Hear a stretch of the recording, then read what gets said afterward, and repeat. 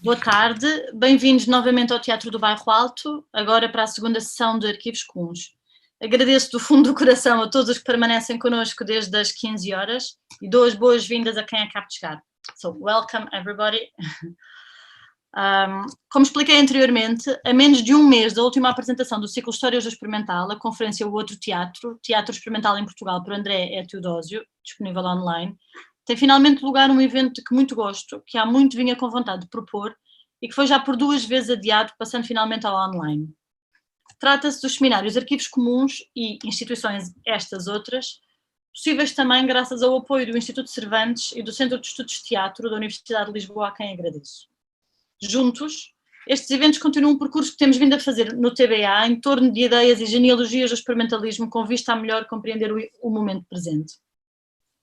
Trata-se de, transnacionalmente e atentos às viagens das ideias, como das práticas e modos de fazer, dar a conhecer episódios e lugares-chave do experimentalismo nas artes performativas entre a década de 1960 e hoje. A partir de arquivos e de experiências concretas, temos viajado então entre diferentes geografias e tempos, conhecendo e discutindo inovações formais como a suposta primeira black box na Europa, a disseminação da ideia de criação coletiva, o foco na interdisciplinaridade ou no processo em vez de no produto, procurando entendê-las política e esteticamente nos seus contextos de origem e questionando a sua operacionalidade hoje. Assim, se por um lado nas conferências de hoje, sábado, o foco é no arquivo, nos arquivos e no que neles pode haver de comum, pertença coletiva de um passado múltiplo e muito importante contestado, na mesa redonda da manhã, domingo, o foco é sobre instituições, pois é por elas e com elas que uma série de práticas políticas, estéticas e existenciais concretas se transmitem. Trabalhando hoje sobre o passado de forma não nostálgica, em ambos os projetos a ação institucional, seja de uma instituição como o Museu Rainha Sofia em Madrid no primeiro caso, seja da Universidade de Veneza e do Centro Social Saledox no segundo caso, é separável de uma vontade crítica de transformação do contemporâneo, desenhando presentes e futuros outros. Eu pedi a todos que durante as apresentações desliguem as câmaras e os microfones, por favor. Gostaria de avisar de novo que esta conversa está a ser gravada, sendo posteriormente divulgada no site e nas redes do Teatro do Bairro Alto, onde, aproveito para anunciar, se encontram também alguns certos de textos que servem de apoio ao seminário com as respectivas ligações para bibliografia mais aprofundada. No final, abriremos para conversas, estando desde já convidados a participar por chat no Zoom, YouTube ou Facebook. Eu vou recolher as questões que lerei alto quando houver oportunidade. Passo a apresentar os intervenientes. Annalisa Sacchi é professora associada da Universidade de Veneza e investigadora principal do projeto INCOMMON.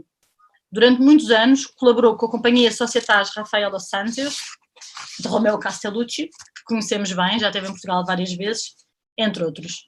Eu queria aproveitar para esclarecer que inicialmente esta conversa foi divulgada como contando com a participação do Marco Baravalle, que, como as sessões estão interligadas, falará amanhã no seminário Instituições Estas Outras, mas que, integrando o projeto INCOMMON, está aqui connosco disponível a eventualmente integrar informalmente a conversa, embora não apresente oficialmente, até porque o tempo não é muito. Para moderar, convidámos Ricardo Seiça Salgado, que é antropólogo e performer de formação, investigador integrado no CRIA da Universidade de Coimbra. Ricardo explora a contaminação entre a etnografia e as metodologias teatrais.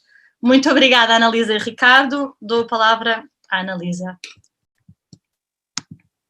Thank you, Anna. I'm happy to be here. Thanks for the invitation, and I want to thank Anna Longoni for her beautiful presentation. I feel there are many common lines and relationship between with the project I'm about to present. Okay, the project is titled INCOMMON, in praise of community, shared creativity in arts and politics in Italy, from 1959 to 1979. It's a 5-year project funded by the European Research Council, the ERC, and based, as Anna said, at University of Venice, UAV.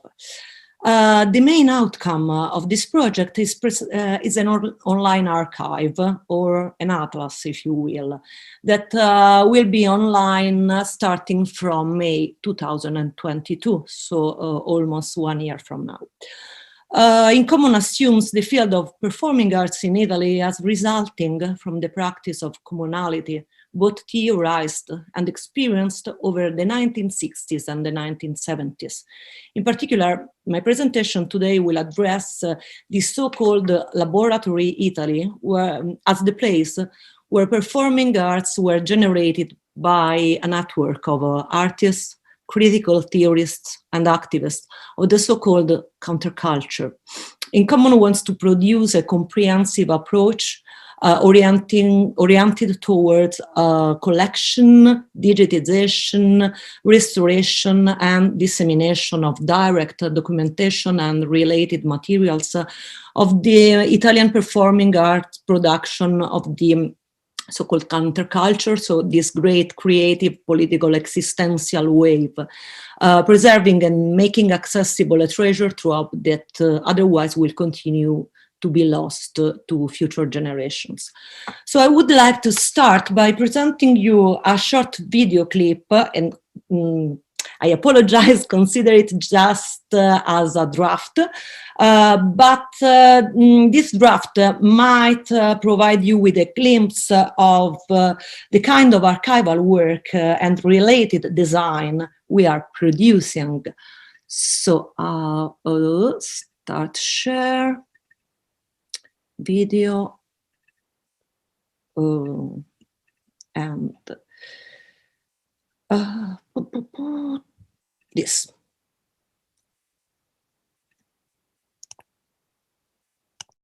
INCOMMON is the first study to systematically analyze the field of performing arts as resulting from the practice of commonality both theorized and experienced over the 1960s and the 1970s.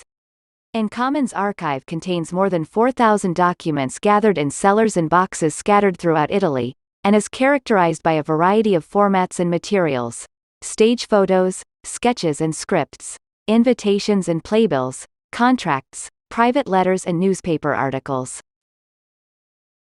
The INCOMMON Digital Archive is not just a showcase of the digitized documents.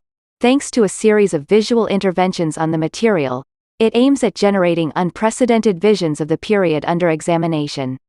The archive is divided in 5 sections, which can be accessed through a main page. Performance remains, recomposition, the shape of community, times and places, catalog. Performance remains exploits the metaphor of the table arrangement, where documents are linked by visual similarity, measured through computational techniques. This view enables to trace paths that jump from one performance to another, and to build connections between documents scattered across time and space, based on visual similarities. In this section, spatial proximity is an indicator of visual similarity. The arrangement of documents into groups of similar elements allows the user to trace paths that jump from one performance to another, and to build connections between documents scattered across time and space. Recomposition plays on the layering of documents as an immersive method. For each case study, the user can explore an interactive mood board made by layering documents on top of one another, some their original size, others enlarged and cut. The visual accumulation produces interactive collages that bring out the diversity of the materials accompanying each performance. One document after another, the grains of the photos are juxtaposed with the screens of the newspaper clippings. The playbill's print is stacked on top of the erasures of the typed letters and the imperfections of the scene sketches. The layering of images acts as a generative device. Layering makes the documents stand out from one another and stimulates new visions of the performance. The performance lives a new life through its material remains.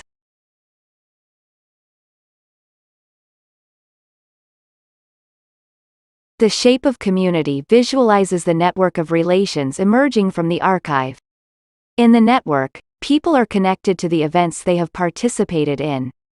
The relationships that link people and events are of different types: acting, directing, writing, sets and costumes, music. The network can be filtered according to these criteria, showing a portion of the community.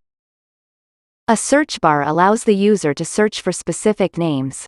Each node of the network can also be inspected to visualize its connections, offering a fluid and frictionless navigation through the community. Times and Places visualizes the geographical and temporal extent of the community emerging from the documents of the archive, compared to the larger community of the time. The visualization displays the places most affected by the INCOMMON community in different time periods. A map of Europe shows the most active cities in the archive, and with a navigation bar it is possible to observe the changes during the 20 years period under examination. Finally, it is possible to select each circle and view the details of the places mentioned in a city for a given year.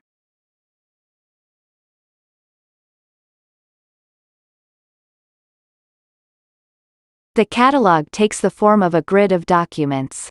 The materials are presented in chronological order and can be selected according to various criteria. This section exploits the generative potential of the catalog by using a grid to juxtapose the documents, which are gradually filtered according to multiple criteria. New visual sequences can be created, prompting new narratives. The generative power of the catalog lies in its ability to group disparate objects together and make them stand out through juxtaposition. The documents take on a new meaning because they are always part of a new collection, achieved through the combination of different filters. This process of shifting meaning, enacted through collection and juxtaposition in grids, resonates with the overall goal of the archive. An invitation to consider the remnants of the performance not as faded memories of the performance but as new and different objects. The performance remains, but it remains in a different way. That's it. Oh, let me open my PowerPoint. Voila. Here we are. So, the collective dimension of the Italian counterculture related with performing arts explored practices of self-organization and disobedience, promoted irony and autonomy as means of resistance and creativity, as a weapon to oppose the monopoly of political decision-making of the incarnated by the central state. Pursuing these goals, the protagonists of the counterculture that we are taking into account in this archive found themselves collaborating across the disciplines. Performing arts, with their strong emphasis on the role of the body, were one of the most important battlefields. INCOMMON thus aims at demonstrating that the counterculture and the emergence of ideas of commonality and so-called will to the common generated a multidisciplinary network of artists, thinkers, and activists that collectively promoted, collaborated, and modeled the field of performing arts and galvanized society with a new approach towards politics, arts, and eventually towards life. Italy was, over the decades 1960s, 1970s, the place of an extraordinary artistic effort in reshaping the borders and possibilities of the artistic disciplines, a process that gave birth to performing arts. Its practitioners included not only those trained as actors, dancers, and musicians, but also visual artists, video makers, writers, and poets. Politicized by the civil rights, feminist, workers, and students' movements, and distrusted of existing institutions, they actively began to shape their own means, places, and channels of production, opening galleries, theaters, and performance spaces, inaugurating festivals, funding independent magazines and radios. Speaking about the most notorious of these artists we are dealing with for the archive, you might be familiar with Carmelo Bene, the enfant terrible of this new scene, an artist whose radical rethinking of the possibilities of the theatrical performances made such an impression of Gilles Deleuze that he wrote an entire manifesto on his work. Or, far less known on the international stage, but not less radical, Leo de Berardinis and Perla Peragallo, whose experimentation with an idea of proletarian theater between Rome and Naples was long forgotten.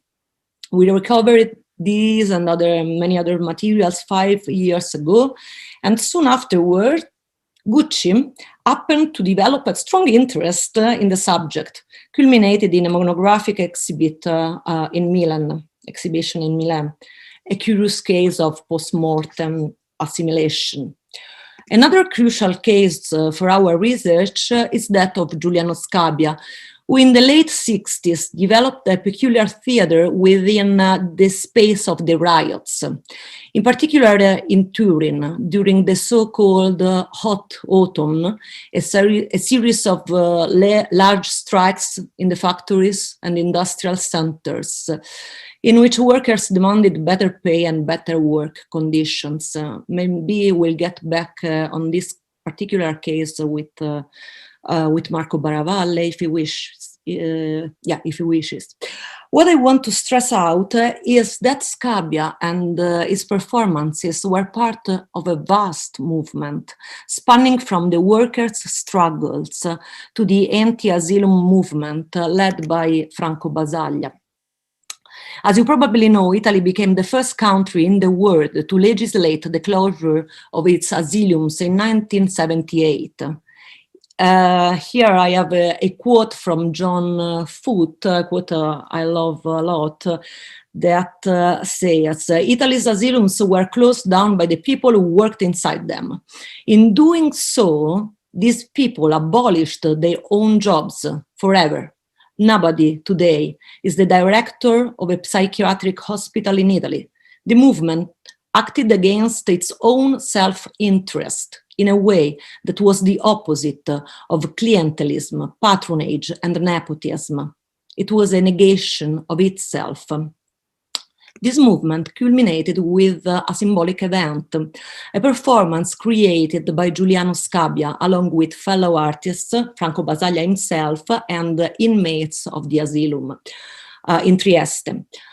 On February the 25th, 1973, they destroyed the wall of the Trieste asylum to let Marco Cavallo, this sculpture, a blue sculpture, get out along with the patients. A procession of over 400 inmates, headed by this blue horse made of wood and papier-mâché, set off out of the hospital walls and around the streets of Trieste, becoming a symbol of liberation. The horse had been made inside the hospital by inmates, artists, doctors, and nurses under the guidance of Scabbia, and his belly was filled with small cards with the desires, hopes, and wishes of the inmates. Marco Cavallo was, of course, a theater prop, a collective work functioning as a Trojan horse turned backwards, dragged outside a walled compound, not to invade or conquer a city, but to free the prisoners.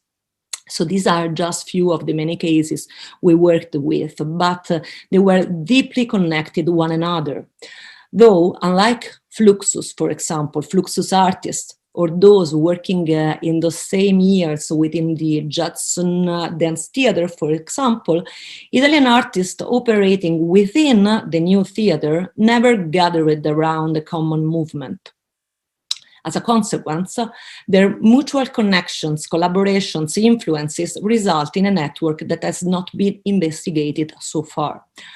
In 1959, assumed in our research as the starting point for the project, whilst in New York, Alan Kaprov created 18 happenings in 6 parts, the event that's generally assumed as the beginning of the genre performing arts, Italy saw the first productions of what has later been called New Theatre. Carlo Quartucci, Mario Ricci, Carmelo Bene, Claudio Raimondi were the pioneers of a subversive form of art that broke away from the hierarchy of text to recognize many more languages on the stage, such as image, space, sound, and soon after, new technologies as videotape. In other words, they tried to change the structure of the art world and the nature of creation, starting from the domain of theater. Thus, the Wagnerian utopia of Gesamtkunstwerk seemed to have been realized, especially in the period 1960s, 1970s, by means not of a single authoritarian or genial author, but rather through the collaboration between different artists. Indeed, among the other arts, theater is the one that more profoundly deals with the practice of collaboration among individuals, and with the idea of community at both an internal, so the group, the company, the troupe, the collective, and the external, the audience level. In Italy, these 2 decades, also witnessed the rising of a significant radical political thinking that dealt with the emerging autonomy of the working class with respect to capital, more precisely its power to generate and sustain social forms and structures of values and creativity independent from institutional relations of productions. One of the strategies to oppose the capitalistic nature of the artistic production was precisely the creation of performances and time-based artworks instead of objects. Indeed, ephemerality, we already mentioned, escapes the circulation of capital, the logic of ownership, and the rule of copyright. Yet, the immediate consequence is the difficulty to archive or document it. Parallel to this, the spread and then the omnipresence of the media in everyday life since the 1960s has brought with it a new approach towards ephemerality and performance, and the radical transformation of scenic practice in the light of the media culture. The intermediate turn of arts witnessed a huge increase, bringing with it 2 possibilities enfolded in one another. Technologies, especially video, represented a new vibrant field of research and possibilities, at the same time providing a means of documentation for such ephemeral events like performances. Here are some examples. Alberto Griffey, a brilliant videomaker working with theater and poetry, this is a work he did with Patrizia Vecinelli, one of the most interesting experimental poet of the time. Then Gaia Scienza, a collective working with video art as soon as in the mid-70s, and Mario Martone, who later became one of the most acclaimed video makers of filmmakers of our scene. Those were the years where in New York, after the incredible breakthrough of the Judson Dance Theater and Living Theater and the rising of Fluxus, artists were fostering a cross-disciplinary art movement.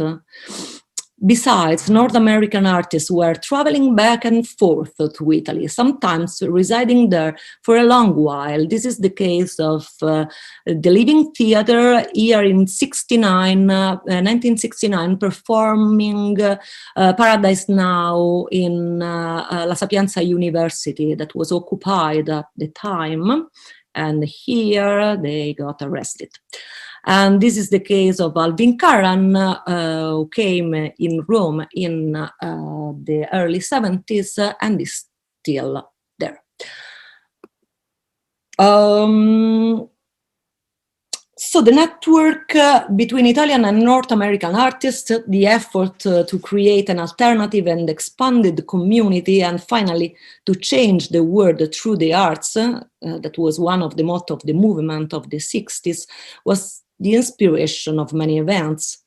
Although retrospectively the movement of the counterculture seems to be predominant throughout the period 1959-1979, when it started in the early 60s, it had to create its own context. There were no pre-existing venues or audiences to begin with, to begin with, and the memory of the first avant-garde was rather ambiguous, since in Italy futurism had been linked to fascism, to represent an example upon which to draw. The flourishing of small independent theater spaces, the notorious in Rome Cantine Romane, for example, a classic case and example of a material example of underground culture, along with the opening of independent art galleries, was not simply a matter of inserting new venues in the existing environment. The new practices had somehow to constitute themselves as an independent force with their spaces and their infrastructures. Among the network of independent theatres that opened in Rome, Beat 72 played a crucial role in promoting the dialogue with the international, once again, especially Northern American art scene, at the same time supporting the most radical Italian artists in their experimentation.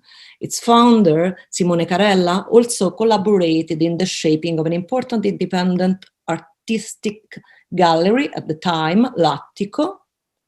Fabio Sargentini was the owner, where, for example, the notorious performance of Yannis Kounellis' 12 Living Horses was housed in 1969. In 1975, Lattico was closed with a highly symbolical act. It was filled with 50,000 liters of water, the ultimate statement in praise of ephemerality. Carella was one of the creators of the extraordinary happening event that was the first international poetry festival at Castel Porziano near Rome in 1979, another of our case studies, hosting among many others Allen Ginsberg, William Burroughs, Gregory Corso, Eugeni Evtushenko, John Giorno, Lawrence Ferlinghetti, Amalia Rosselli. The format of festival itself, with the poets performing their own works, was a fruit of this performative cultural turn. Another case was the Estate Romana, Roman Summer, a program of cultural events promoted by architect Renato Nicolini in the late 70s.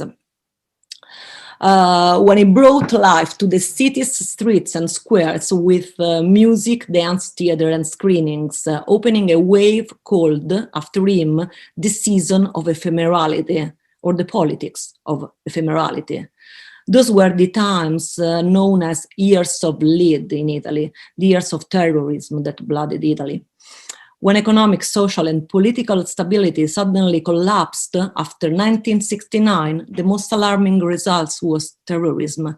Initially, neo-fascist groups backed and armed by some members of the security services carried out acts of violence. They began planting bombs and derailing trains as part of a strategy of tension to undermine the labor advances and encourage a right-wing coup.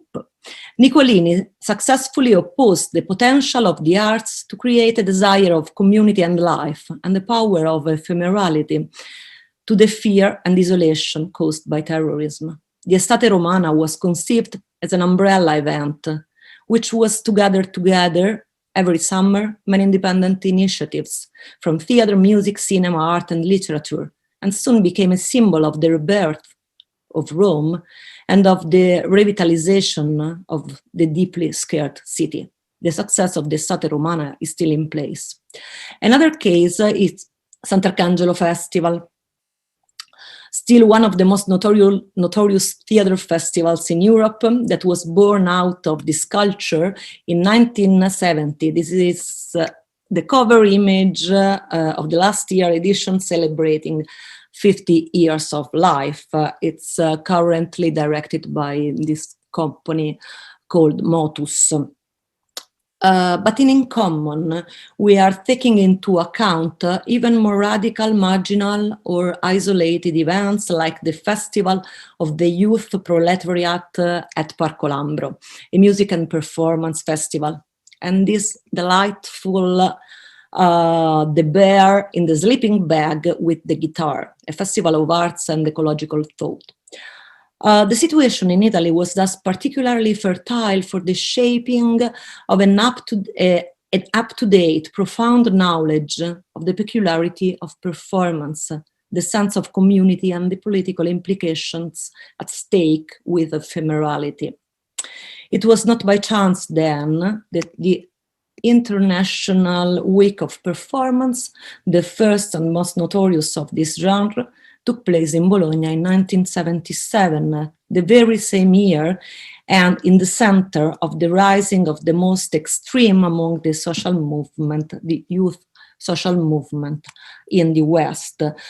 So I think I will skip a part because I'm supposed to, Anna, sorry, just go on. I think we'll go a little bit longer than 6 o'clock. Of course, it's, I mean, we are here and it's really interesting to listen to you. So I don't know how, at what point are you of the presentation, but I would say. I will skip something. Okay. Thank you. So the counterculture challenge to art and the artwork took place on political and economical grounds and involved, so let me say something about the political background more in specific, but I will be very quick on this.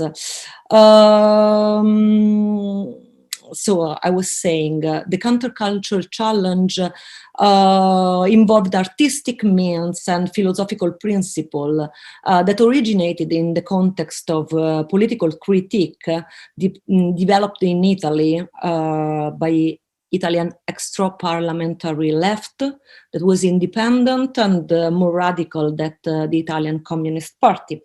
In the 1960s and 1970s, this movement did constitute an anomaly with respect to other European countries in terms of its size, intensity, creativity, and long duration. Some like to say that whereas 1968 lasted only a few months in France, in Italy it extended over 10 years, right up until the end of the 70s. It's called the long 68, it's quite long actually. As Michael Hart puts it, I quote, "I take Italian revolutionary politics as model because it has constituted a kind of laboratory for experimentation in new forms of political thinking that help us conceive a revolutionary practice in our times," end of quote. A revolutionary laboratory was also that of the counterculture, deeply connected and inspired by the political context. Very few studies have been undertaken to analyze the relation between alternative art movement and political efficacy, and certainly the job has not been done for the Italian artistic counterculture. However different they were in terms of background and poetics, Italian artists working with performance operated as an interdisciplinary community that created models for cultural action, which then spread through their networks to influence cultural practices in other spheres. In this way, they made significant contributions to the changing patterns of cultural production generally, and to concepts such as immaterial labor, cognitive capitalism, and biopolitics, just to name a few. Okay. In order to summarize very quickly the political background, a first long season of political struggles extended from the early 60s, I'm generalizing obviously, to the early 70s, in which factory workers constituted the epicenter of the social movement, along with students. The attention of revolutionary students, intellectuals, and artists was focused on factories and a significant portion of the militant workers saw the struggle for communism and workers' power as leading through independent political organization outside the control of and often opposed to the Communist Party and its trade unions. Here are some images. Then a second stage of the movements can be defined roughly by the period from 1973 to 1979. In general terms, the focus of radical struggles spread in this period out of the factory and into society, not diluted but intensified. Increasingly, the movements became a form of life. Beginning in the end of the 70s, the Italian state conducted an enormous wave of repression. After the kidnapping and the assassination of Aldo Moro by the terrorist group Red Brigades, the magistrates sought to group together and prosecute the terrorist groups along with the entire range of alternative social movements. Thousands of militants were arrested under extraordinary status that allowed for extensive preventive detention without any charges being made against those arrested and without bringing them to trial for extended periods. Large numbers of political activists went into hiding and then into exile, and thus by the early 80s, the political organization of the social movements was all but destroyed. It can be said that most of the notorious ideas about commonality of such preeminent Italian philosophers such as Paolo Virno were conceived in those years and under those circumstances. Virno was jailed himself. So in order to, sorry, backwards. No. So in order to summarize, INCOMMON starts from the assumption that works of experimental theater, dance, installation, sound, video, and other performance-based arts represent the most compelling and significant artistic creation of the 60s and the 70s, yet because of their ephemeral, technical, or otherwise variable natures, they also present significant obstacles to accurate documentation, access, and preservation. The causes of this fragility are many. The main issues related to their preservation and accessibility today are current archival works are degrading rapidly and often unavailable for viewing. Historians and curators are currently unable to access most of the archives and collections without on-site visitation. Students of time-based artworks lack accessible models of creative practices. Lack of record contributes to inability to study processes of artistic research and creative methodologies. Not only is the patrimony of the artistic movement scattered and often difficult to access, it is the very idea of accumulation that no longer works to ensure the survival of that cultural patrimony. Videos of performances that sit in a storage, for example, though they may have a potential afterlife, disappear into the ever-expanding heap of cultural remains, entering a limbo that is in no essential ways differs from being lost.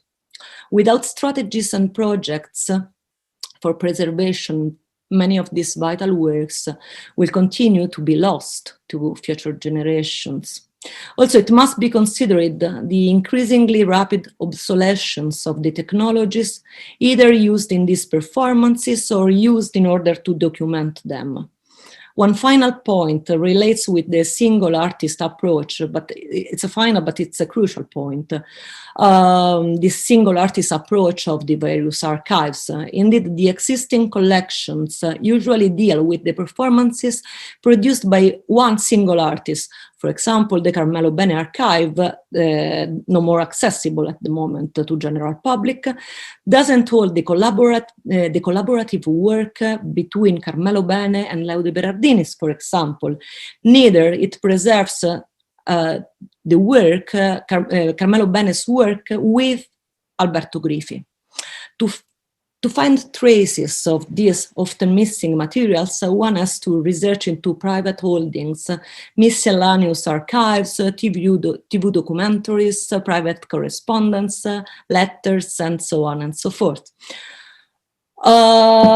My very last point is about the methodology we developed to produce a kind of new humanities-specific ways of modeling the knowledge and interpretation of the artistic movement of the counterculture in close relation with social network analysis. Its goal is to show that the kind of collaboration, crossing of disciplines borders, engagement of the audience proposed by the artists of the 60s and 70s can generate a specific methodology where humanistic modes of knowing encounters design and network methods in terms of archiving, design, visualization, and so on and so forth. This approach has required us to borrow a number of methodological instruments from other disciplines.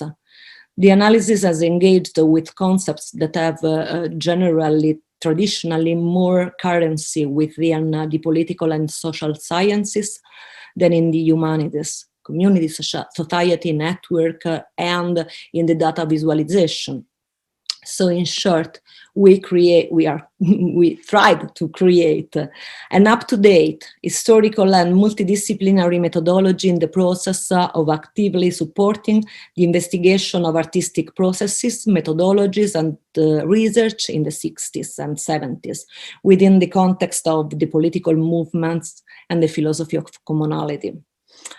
The second point is an archival methodology focused on the specific problems connected with time-based art and oriented towards social network analysis in order to actively preserving documentation and contextual understanding of those artistic practices. And last but not least, a design and computational methodology in order to actively producing a digital archive combining methodologies from data analysis and visualization with the techniques of web design.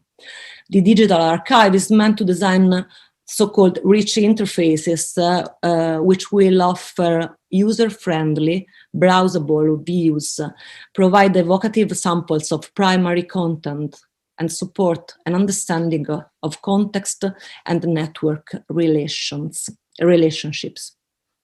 Thank you. Oops. Thank you so much, Annalisa. It's quite a huge project. I don't know, at least that I know, there's nothing like this, and it's really, really a very inspiring project. Quero relembrar a toda a gente que podem colocar questões por chat aqui no Facebook ou no YouTube. E vou passar a palavra ao Ricardo Seiça Salgado para fazer um comentário e moderar. Obrigada, Annalisa. Obrigada, Ricardo. Okay, thank you for the invitation. Thank you, Annalisa, for this so inspiring project that you have, and that tries to put this performing arts in context with the social movements, with the political thought, with the critical thought, and also, which I find amazing, with the history of performing arts globally. And so your map is only on Italy, but then we see connections with different parts of the world, also with the Atlantic flux, which I'll go further in my comments, that connects your work, for instance, with Anna Golani's works, by a study that I made myself, and that's a case study that connects both of your projects, and which I'll get there. But thank you also for the inspiring categorization that you have in your online presentation of your archive, by means of remembering that performance remains. It's a strong concept to validate the archive project that you have. But also this recomposition, these times and places, which goes directly to the geography that I will speak in a minute, and also the catalog. So the thing also that connects with the conceptualisms, it's this idea of the archive to be a practical hospitality. I mean, being public, people can receive this, can feel invited to make life to these documents, these 4,000 documents. God, but also someone talked about it as a question, and I'm very interested on that. That hospitality is not just practical; it's also theoretical, and so how to shoe up this practical hospitality that your public archive elicits with the theoretical hospitality that maybe the Archon, the Arconte, maybe it's a job for the Arconte as a curator to shoe up and contribute to elicit this theoretical hospitality that will feed your classification and your possible juxtaposition in your presented archive. So, is it? It's a question. Is it a job for the Archon, the Arconte, to make these juxtapositions by the theoretical hospitality and continuously feed the archive in different possible ways? Is it a future for your project to do this? Also, because we're talking about shared communities, in producing, to take Agamben's communities to come, produce new communities to come with this archive, which I find amazing in your project. Do you make in your job to relate taking Diana Taylor archive and the repertoire? Like, it's important, the archive, but the repertoire, meaning the people that live that experience, the artists, the agents, they contributing to your archive knowledge of it, meaning people that live that times read that documents in peculiar ways that we that didn't live that time may make. So is it important for you to interview the artists and the people that were organizing all these events? Also, archives allow us to make artistic relations in different geographies. Now I'm taking to this thing, probably as thinking for the future of all these projects, trying to ask in advance. There's a big archival dispersion because these artists travel around the world. And I have a case which I studied, which is a case from a director called Juan Carlos Oviedo, that is an Argentinian, and that with Ana Goloni, we worked for an exhibition in Mexico, trying to trace this artist for an exhibition. And suddenly, this artist who have been here in Portugal in a university theatre group called CITAC was at the 18th University Festival of Parma in 1970s, and Alberto Rusconi, the director of the festival, talked that was one of the greatest events in there, because, and now I'm trying to sue up, because there were his work is completely connected with the living theater that were there also. And so these contaminations brings me the idea also connected with the problem that Anna Longoni traced, that is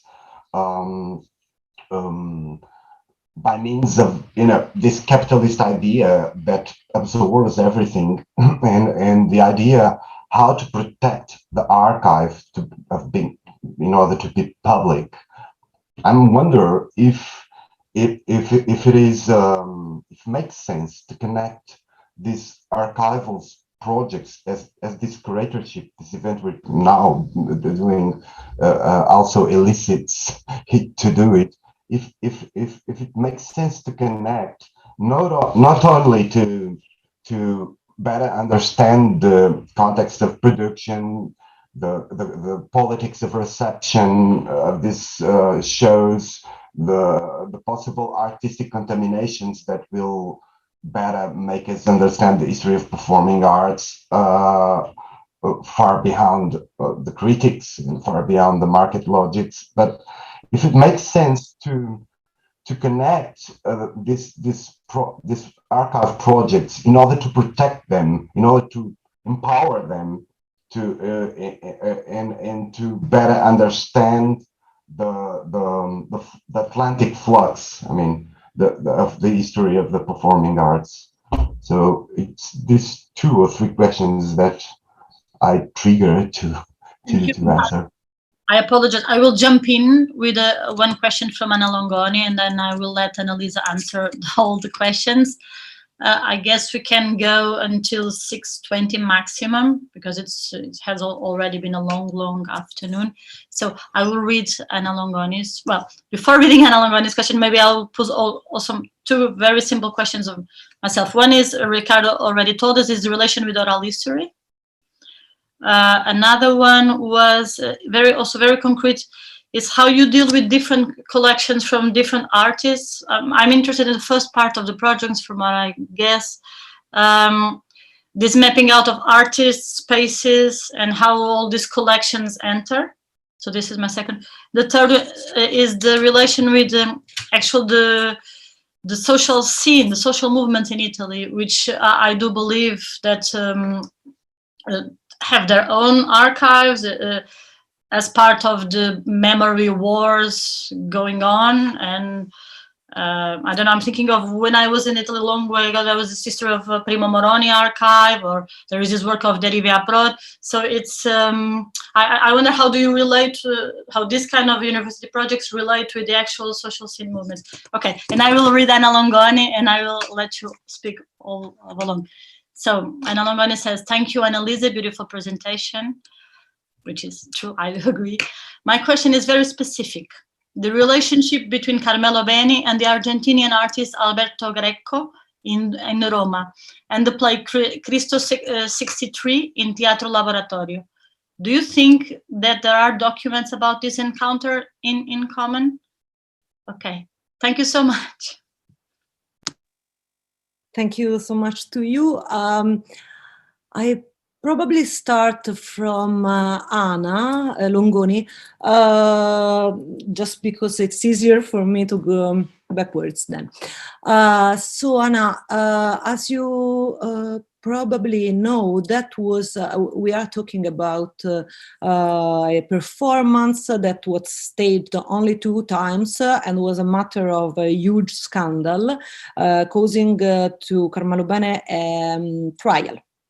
He was arrested. He got arrested for this performance.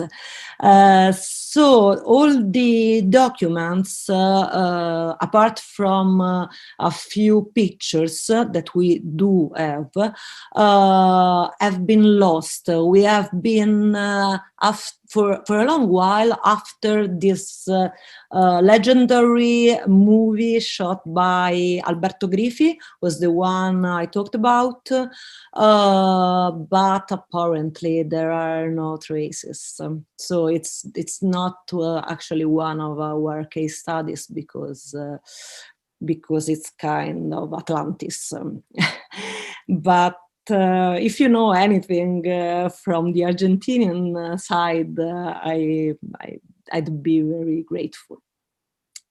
So thanks, Ricardo, for your super interesting questions. I don't know if I'm able to answer to all of them.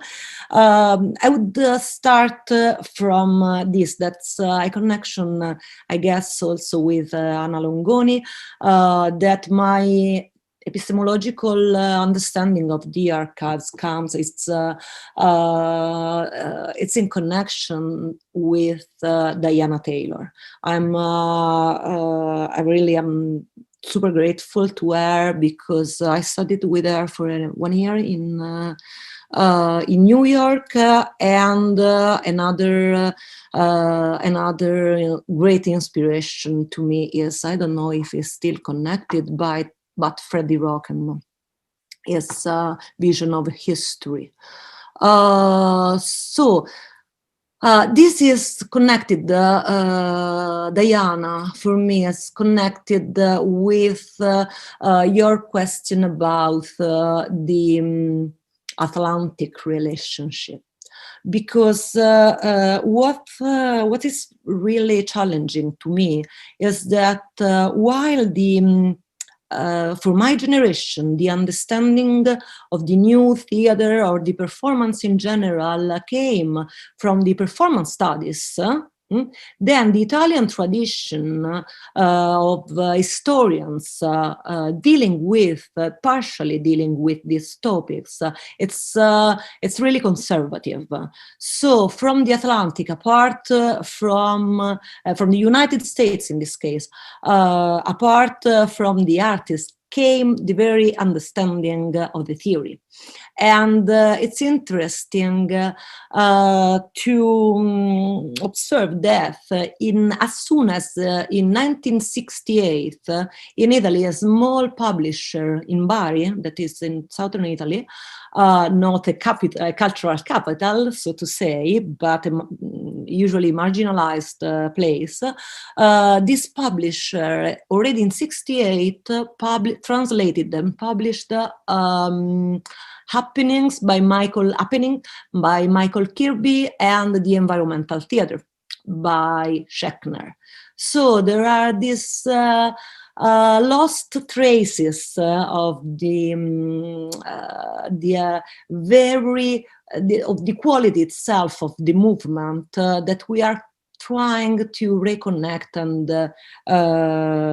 and follow, because to get to your point about the hosting the archive, hosting the traces of these artistic events, and hosting the trace of the ephemerality in this case, I guess that your reference to the Archonte is from Derrida. And I know the archontic power of the archive, but the principle that is at the core of this kind of approach is that the politics, the logic of inclusion and exclusion, it's really connected with the objects themselves. So we are following the traces of the relationships and building the archive on the relationships. So it happens that some of the most notorious performances don't fall into the archive, because within them we don't find the trace of these relationships. Because, for example, is just one man standing, just one artist alone doing this performance. So it's not interesting for us. We are tracing back relationships. And so I try to come to the other question about maybe oral history, interviews with artists. Our approach to the the survived artists, because there are no many. No many of them. It's of this kind. Giuliano Scabbia is one of them, and Marco Baravalle is particularly working with him and this archive. That it's a fantastic place. It's a really incredible place. Very organized. They collected everything, every small memory of his encounters, relationships, and so on and so forth. And we are trying to trace, to create the feeling, the grain, the texture of the relationships, both of those visible on stage, but especially those undergoing off stage. So the affect, the network of the affects, of influences, and so on. To do so, of course, interviews are super important. Giuliano Scabbia let us know about artists that are totally forgotten, but that were crucial back on those years. And in the case of private letters, for example, we use them only if the artists are alive and if they agree, of course, to make them public. But yeah, the role with the relationship with oral history is crucial in as far as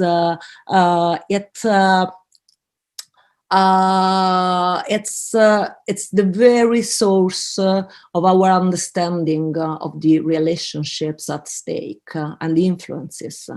So I hope I answered everything. I don't know, because my memory is fading. Do I? So will you have a gallery of oral history interviews or something of that kind? No, we decided to show only historical documents, not the present. Okay. I had this question actually concerning the material archives. What is the relation between the digital archives and the material archives? And also how it relates. It's mostly about documenting performative events, but at some point, when you think of countercultural, from a contemporary history point of view, it's about documenting events. Like, well, how do you document? So in that sense, I was wondering the relation to the actual archives of the social movements. Okay. That was my question. And how, because those memories often are pretty much part of memory wars still in course in the last year. So it's, yeah, how such a project, and how do you make these distinctions, and how do you relate with the actual archives? That's it. Yep. Sorry, I forgot this point. Initially, when the project was just an idea, I imagined to create some kind of contextual design of what was at stake at certain moments, to put the single events within this, how would I say, this panorama. But that doesn't work. So we decided to let the events, the historical, political, social context, social movement emerge from the very relationship with the work.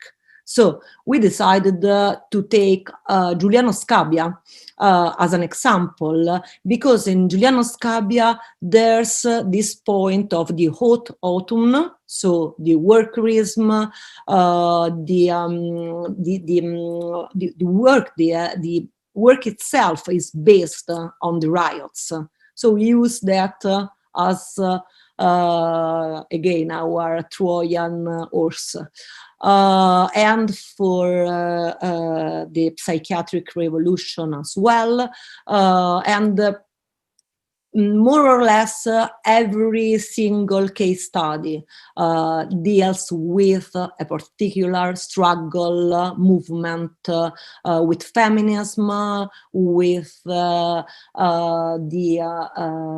with movements against total institutions. So history is imbricated, is intertwined into the very artistic work itself. Yes, I got it. We have here a comment from Freddy Rocken saying that he has to leave. He said, I believe one of the key issues is how we perceive failure, which I do agree. Thank you, Mark. Thank you, Freddy Rocken. I think he's not here any longer. And Marco Baravalle wants to talk. So I would ask Marco to talk. I don't know if we need to give some permission with video and stuff. Nunu, could you please give video to Marco? Wait, Marco. Okay, can I go? Yeah, no, it's just one small thing, because I think that the presentation by Annalisa was absolutely exhaustive and very rich. But I think that, just to repeat, one of our priorities has been that to seriously rethink the relationship between politics and aesthetics in the 60s and the 70s, because what often happens in historiography, not always, but often, is that maybe the political and social conditions are carefully reconstructed, but then when it comes to art, it looks like these artists work in a vacuum. You know, what often stands out are these individual mythologies, to use an expression that was coined by Harald Zeman in the 60s and then repeated in 72 when he was curator of Documenta 5. The idea that what artists produce are individual mythologies. I think that, at least from the perspective of my little contribution to the project, my attempt was to sabotage these individual mythologies, not negating the individual agency of the artist, because this would be historically wrong. These were strong individual personalities, of course, Carmelo Bene, Leo e Perla, Giuliano Scabbia, etc. But also to highlight not only the individual agency of the artist, but also the artistic singularity. That is this sort of humus of creation, which is the result of the individuality of the artist, plus these social and political, very radical and unique conditions.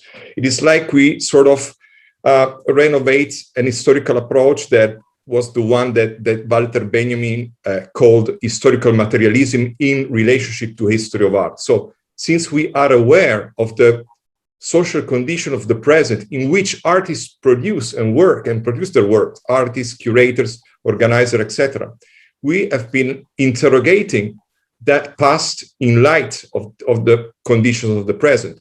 So we are able, in a way, to I hope, shed new light on this incredible season of Italian performing and visual arts. And when it comes to Scabbia, and I'm closing, when it comes to Scabbia, what does it mean? That if you analyze from this type of perspective the decentralization actions of Scabbia in Turin, so he basically worked 6 months during the hot autumn. So during the highest moments of worker struggle in Italy, in the history of the Republican Italy, basically he organized different workshops in different proletarian neighborhoods of the city of Turin. And then after 6 months, he produced a series of theatrical actions. All of them happened outside traditional theaters or art spaces. It happened in the public space, in social centers,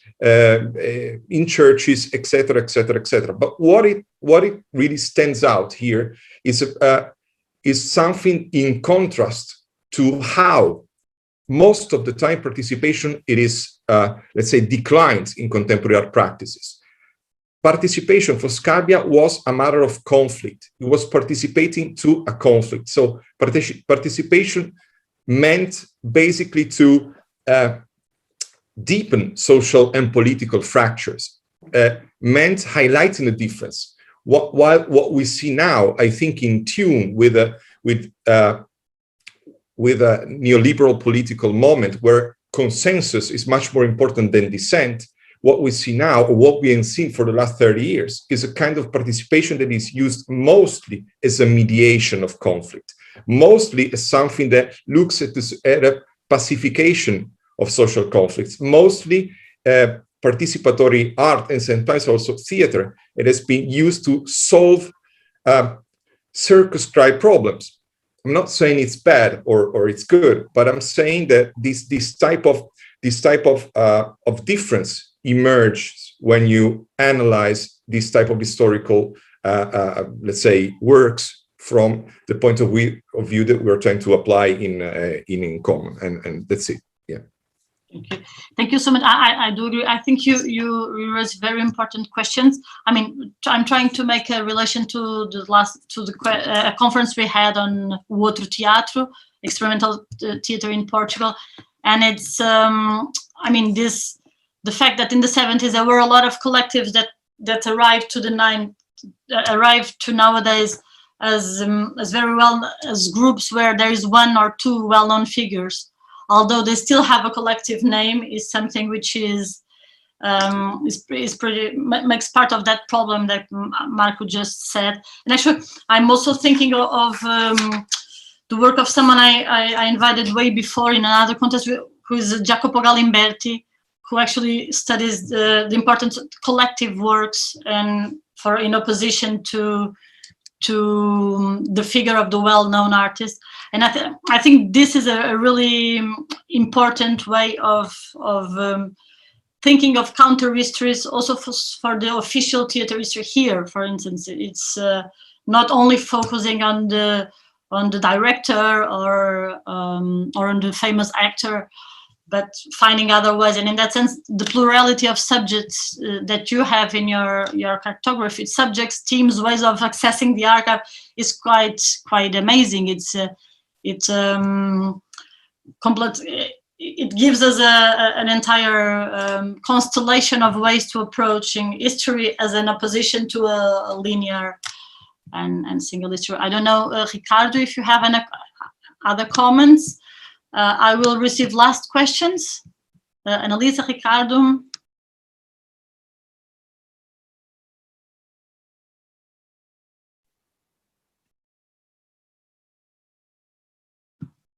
Comments, questions? I don't know, I could go on forever making you questions, but I don't want to take everybody's afternoon. I think another really important thing is this thing that happens in the 60s and 70s in Italy, starting in the 50s, which is this perception of what is work and this refusal of work. So the factory and the university, and understanding this, the fact that people do not want to study to become workers. So there's other ways of life. And so maybe a short comment on this, and so on forms of life that are at stake in this interest on the archives of the 60s. And I will ask more questions and then we'll finish. Annalisa. I don't know if maybe Marco would like to answer about forms of life and refusal of work. Marco? Yeah, I don't know. This would be another huge, let's say, chapter. I think that there is also a form of refusal of artwork that was running quite sort of deep in the 70s in Italy. For example, if we think of the movement of 1977, and if we think of people, for example, like Bifo, Franco Berardi Bifo, I think we see there the so-called creative wing of the movement that gave birth to, like pirate-free radios, like the most famous is Radio Lice in Bologna, or to sort of Dadaist, neo-Dadaist magazines like Attraverso and other things, we see really a moment in which creativity sort of went away or abandoned the individual name of the single artist and became really sort of a shared agency within social movements.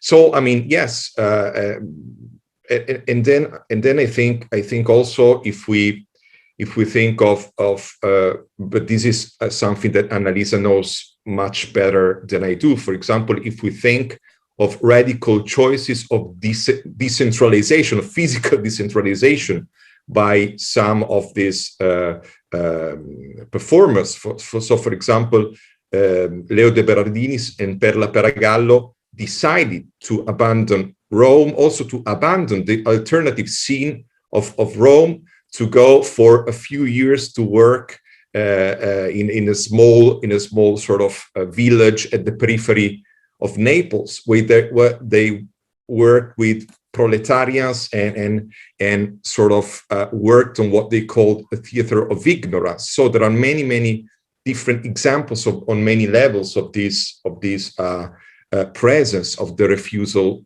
of work in the context of those years. I don't know if you agree, Anna. I do. Thank you so much. I guess this is a very good way of introducing what we will talk about tomorrow. Actually, tomorrow we will listen to Marco Baravalle and Sara Buraya Bonet, who will tell us about common institutions. Actually, it is called Instituições Estas Outras, onde vamos discutir o papel das instituições em tudo isto. É uma sessão dupla, porque as instituições que abordaremos amanhã estão envolvidas muitas vezes nestes projetos de arquivos que apresentámos hoje. I'm sorry that I'm jumping between languages, but so I invite you all to come tomorrow at TBA Zoom room at 3 o'clock. And I will thank you so much to Annalisa and Ricardo. Annalisa, you have an amazing sunset behind you. Really nice. Beautiful way to finish. And I would like to thank you all. No, it is really beautiful. I mean, sunset in Venice, and we are watching it all in several places. Thank you so much, and see you tomorrow. Bye. Bye.